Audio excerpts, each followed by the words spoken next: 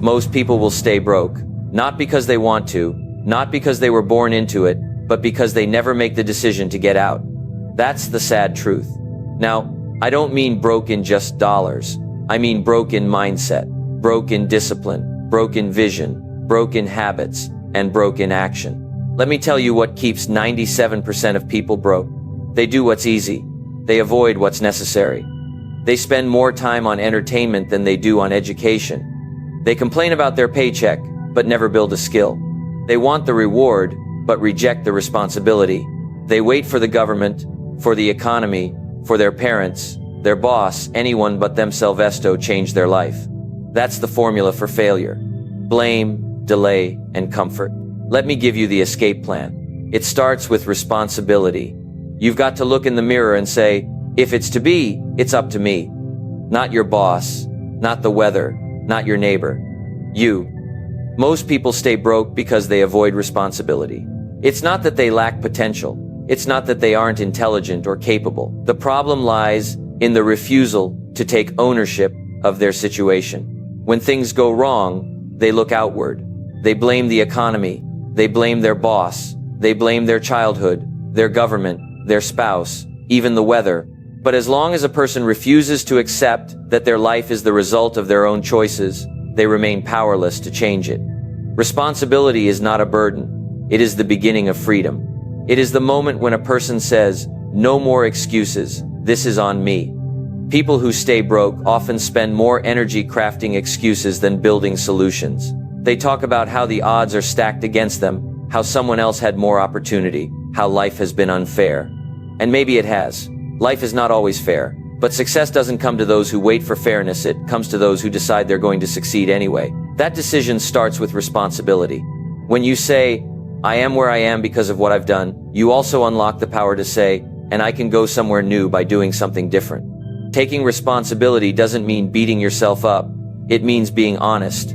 Honest about your time, your habits, your discipline or lack of it. It means admitting that you've wasted hours on distractions, that you've put off important tasks, that you've let fear, laziness, or the opinions of others dictate your actions. That kind of honesty is uncomfortable. It's much easier to pretend.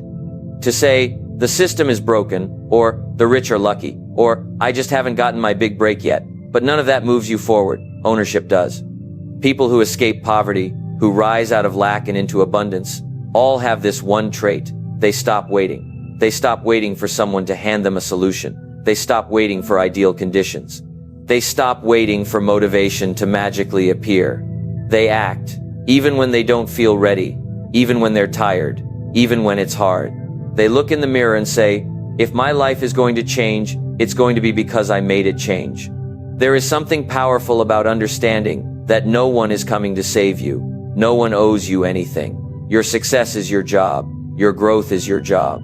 Your finances, your health, your mindset, all your job.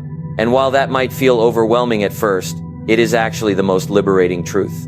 Because the moment you take responsibility, you stop waiting and you start building. You stop blaming and you start becoming. You stop making excuses and you start making progress. The 97% choose comfort over discipline. It's a subtle choice at first, often disguised as harmless decisions. Sleeping in a little longer, skipping the workout, delaying that difficult conversation, watching just one more episode instead of reading a chapter. These small moments, repeated daily, become a lifestyle, and that lifestyle becomes a prison made of soft cushions and missed opportunities.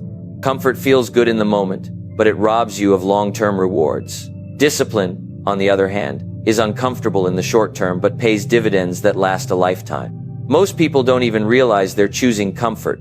It's automatic. It's what they've been trained to seek since childhood: security, ease, convenience. We live in a world that promotes instant gratification, fast food, quick entertainment, one-click shopping. But success doesn't come with a shortcut. It's built slowly, over time, through disciplined action. The 3% understand this. They don't chase what feels good now. They chase what will feel great later. They wake up early, not because they love mornings, but because they love progress. They say no to distractions, not because it's easy, but because they've trained themselves to stay focused on the goal. Discipline means doing what needs to be done, even when you don't feel like doing it. That's what separates the successful from the average. The successful don't rely on motivation. They rely on habits. They've built routines that support their goals, and they stick to them day in and day out. The 97% wait until they feel inspired. The 3% show up regardless of emotion. They don't let feelings dictate their actions, they let purpose drive them. Choosing comfort is the fastest way to stay stuck. It keeps you in the same job, the same financial situation, the same habits, year after year. And each time you choose comfort, you strengthen that habit. Your mind begins to associate discomfort with danger, when in reality, discomfort is where growth happens. Discipline is a muscle. The more you use it, the stronger it gets. But if you always avoid the hard things, that muscle weakens until you're no longer in control. Your impulses are. People who choose discipline aren't superhuman. They feel tired, they feel fear, they feel temptation. But they've made a decision. Their future matters more than their feelings. They don't chase ease. They chase excellence. They understand that everything has a price. Comfort costs growth. Discipline costs comfort. You can't have both. Every decision is a vote for the life you want or the one you're trying to escape. The 97% convince themselves that they'll start later, that they'll change when it's more convenient, when life calms down, when the timing is better, but later never comes. The disciplined don't wait for the perfect moment, they create momentum. They show up when it's raining, when it's boring, when no one is watching. That's the difference. That's why most stay stuck and a few break free. Entertainment is prioritized over education. It's a pattern that repeats itself in the lives of those who never seem to get ahead. They know more about celebrities than they do about financial literacy. They can recite lines from their favorite television shows, but struggle to explain how compound interest works. Every spare moment is filled with noise music, movies, scrolling through social media while their books gather dust, their minds remain unstretched, and their potential stays dormant. The tragedy is not that entertainment exists, it's that it's consumed without limits and without purpose, becoming the default mode of existence rather than the occasional reward. Most people have no structured plan for personal growth. They graduate school and believe their education is over, not realizing that formal education only equips them to survive, not thrive. Real growth begins when you take charge of your own learning. But for the 97%, the habit of learning stops after the diploma. They stop reading. They stop asking questions. They stop surrounding themselves with people who challenge them. Instead, they gravitate toward what's easy, what's fun, and what doesn't require effort. Entertainment doesn't demand much, it only asks for your time and attention. But that's exactly what makes it so dangerous when unchecked. Education requires intention. It requires focus, humility, and delayed gratification. Reading a book, taking a course, watching an educational video, these things don't give you an instant dopamine hit, but they give you something better, the tools to change your life. The people who rise above the average are constantly feeding their minds with new ideas, strategies, and disciplines. They understand that learning is not a one-time event, it's a lifelong commitment. Every day, they carve out time to grow, while others waste that same time on distractions. There's a difference between consuming for pleasure and consuming for progress. The 3% build libraries in their minds. The 97% build playlists. The 3% invest in mentors, audiobooks, and seminars. The 97% invest in gadgets, subscriptions, and weekend plans. One group is planting seeds for their future. The other is trying to escape the present. And the irony is, the ones who try so hard to escape their reality are often the ones who never change it. Education makes you aware. It helps you see what's possible. It introduces you to the people who have done what you want to do. Entertainment keeps you passive. It fills your mind without feeding your purpose. When you prioritize entertainment, you're training your brain to seek comfort and distraction. You become reactive instead of proactive. You let the world dictate your focus, instead of choosing it for yourself. But those who prioritize education are intentional. They're constantly sharpening the saw. They know that today's learning becomes tomorrow's earning. They study not just to know more, but to do more. They understand that their mind is their most valuable asset, and they guard it with discipline and clarity. The difference between broke and wealthy, between stagnant and growing, often comes down to what someone chooses to do with their free time. Blame and excuses are poverty traps. They are the invisible chains that keep people stuck in the same place year after year. When something goes wrong, instead of asking, what could I have done differently? Most people point the finger. They blame their parents, their upbringing, their boss, the government, the economy, their partner, or even bad luck. They create an entire narrative that makes them the victim, and while that might bring temporary comfort, it guarantees long-term struggle. Blame removes power. It says, I'm not in control. Someone else is responsible for my results. Excuses follow the same pattern. They sound like logic, but they're built on fear and avoidance. I don't have time. I'm not ready. I wasn't born with talent. It's too risky. These statements seem reasonable, but they're rooted in the desire to stay comfortable. Every excuse is a defense mechanism against action. It protects the ego from failure, but it also protects the status quo. You can't grow while making excuses. You can't build while justifying your inaction. The more you excuse, the more you delay. And the more you delay, the further success moves away. People who succeed aren't perfect. They make mistakes, face setbacks, and experience failure just like everyone else. But they own it. They don't run from responsibility. They embrace it. When something doesn't go as planned, they analyze it.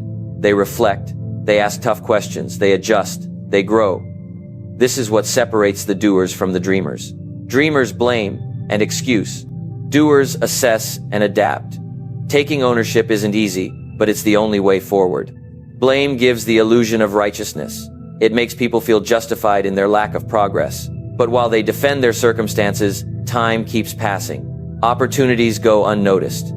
Growth is stalled. Poverty isn't just financial, it's mental. And a mind filled with blame and excuses is in no condition to create wealth, success, or impact. It's focused on why things can't be done instead of how they can be. When you stop blaming and stop making excuses, something shifts. You begin to see your situation not as a life sentence, but as a starting point. Your language changes. Instead of, I can't, you ask, how can I? That small shift opens doors. It activates the part of your brain that looks for solutions. It turns obstacles into lessons. It makes you resilient. And that resilience is what carries people through hard times and into better ones. The truth is, everyone has reasons to blame and excuses they could lean on. Life is not handed out evenly. Some people have to work harder just to get to the starting line. But the most inspiring stories come from those who refuse to let their circumstances define them. They understood that blame might feel good in the moment, but it produces nothing. They refused to participate in their own defeat. They decided that even if life wasn't fair, they would be. Fair to themselves, fair to their potential, fair to the future they wanted to create. Daily habits determine long-term wealth. It's not one big decision that changes your financial life. It's the small choices you make every single day. Most people look at wealth as something mysterious, something tied to luck, timing, or special talent. But the truth is, wealth is a byproduct of consistent, disciplined action over time. It's not about earning a fortune overnight. It's about what you do with what you have, every day, without fail. The tiny disciplines, repeated, become the structure that supports a wealthy life. People often underestimate the power of daily habits because they seem too simple. Saving a small amount of money, reading 10 pages of a good book, learning a new skill for just 30 minutes, these acts feel insignificant in the moment. But compounded over years, they create massive transformation. The wealthy understand this principle. They treat their time like money and their habits like investments. They know that every productive routine they build pays compound interest later, whether it's in knowledge, health, relationships, or income. On the other hand, broke mindsets are built on the opposite pattern. Instead of consistency, there's chaos. Instead of investing, there's impulse spending. Instead of learning, there's scrolling. Instead of planning, there's reacting. And because the damage happens slowly, people don't realize what's happening. A missed opportunity here, a wasted hour there, a skipped routine doesn't ruin you today. But over time, it builds a lifestyle that leads nowhere. Daily habits work whether you're aware of them or not. They either work for you or against you. Discipline in your habits brings clarity and structure. When you wake up at the same time, when you track your spending, when you follow through on commitments, when you study every day, your life starts to align with your goals. You begin to trust yourself. Confidence grows not from positive thinking alone, but from proving to yourself, day after day, that you can keep your word. The results don't show up immediately, and that's where most people give up. They try something for a few days or a couple of weeks, and when they don't see results, they quit. But wealth doesn't reward the impatient. It rewards those who build with intention, brick by brick. Your current habits are a preview of your future. If you want to know where you'll be in 5 years, look at what you do every day. Do you spend more than you earn? Do you read or watch television? Do you invest in your mind or only in your image? The answers to those questions are far more important than your income, your job title, or your background, because habits are the great equalizer. You can start with nothing and still rise if your habits are aligned with growth. And you can start with privilege and lose it all if your habits are careless. Wealth isn't found in luck or inheritance. It's found in routines, quiet, unglamorous, disciplined routines that shape who you become and what you build. Discipline is the bridge to success. It connects where you are now to where you want to be. Without it, dreams stay dreams and plans stay on paper. Talent alone isn't enough. Ambition isn't enough. Even intelligence isn't enough without the daily ability to do what needs to be done, especially when you don't feel like doing it. Discipline is what transforms vision into reality, effort into results, and struggle into strength. It's the quiet force behind every meaningful achievement. And it's the reason why some people rise while others stay stuck. Success doesn't show up in big dramatic moments. It's hidden in daily choices, the ones no one sees, the ones that don't get applause. Waking up early to read, staying late to work on your craft, saying no to distractions, showing up when it's inconvenient. These are the choices that shape a winner. The disciplined person isn't perfect. They simply refuse to let temporary emotions decide permanent outcomes. They've learned that motivation is unreliable, but discipline is always available. It doesn't ask how you feel, it just asks what needs to be done. Most people are waiting to feel ready. They want the perfect mindset, the perfect energy, the perfect conditions. But successful people don't operate like that. They understand that waiting is a trap. You don't build momentum by thinking, you build it by doing. Discipline doesn't wait for inspiration, it creates it. Action leads to clarity. Consistency builds confidence. Every day you choose discipline, you train your mind to obey purpose instead of comfort. You build a foundation that nothing can shake, not failure, not criticism, not doubt. Discipline also protects your time. Time is your most valuable resource, and the undisciplined waste it with ease. Hours vanish into distraction, procrastination, and indecision. But those with discipline know the value of an hour. They guard their focus like treasure. They say no to what doesn't serve the mission, not because they're rigid, but because they're committed.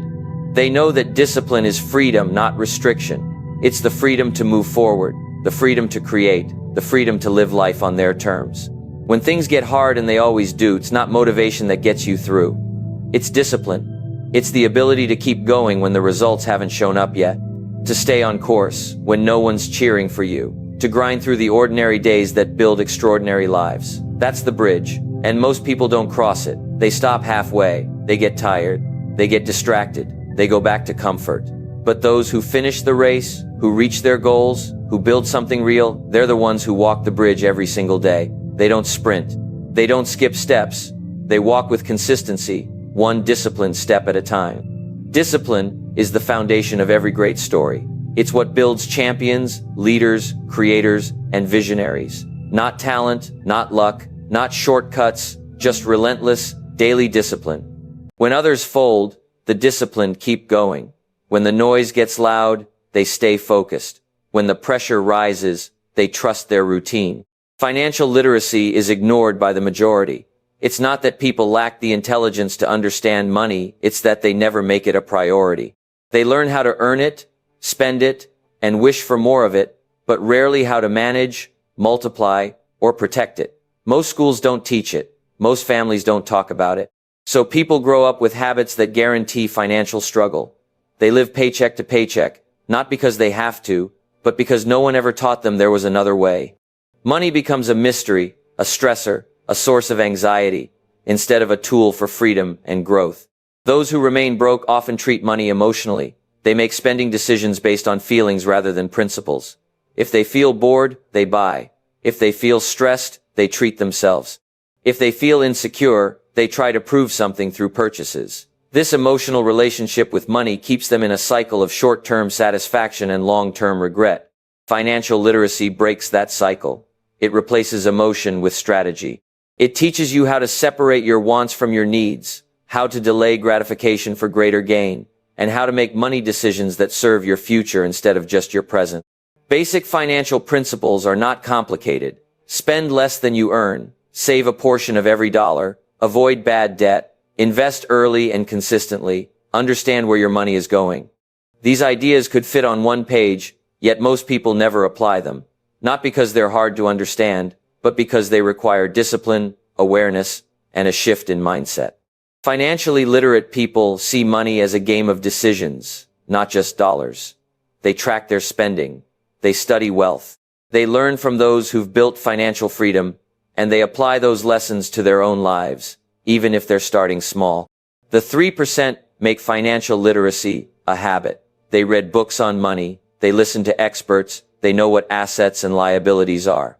They know the power of compound interest and how to make it work in their favor. They understand that building wealth isn't just about income, it's about keeping and growing what you earn. Meanwhile, the 97% focus on income alone. They chase raises, promotions, and new jobs, believing that more money will fix their problems.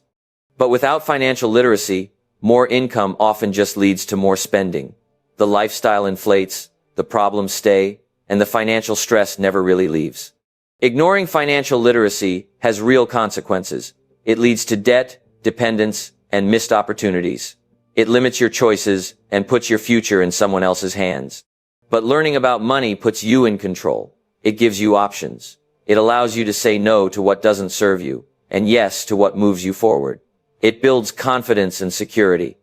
And the best part is, it's never too late to start. You don't need a degree or a perfect background, just a willingness to learn, to question old habits, and to take ownership of your financial life.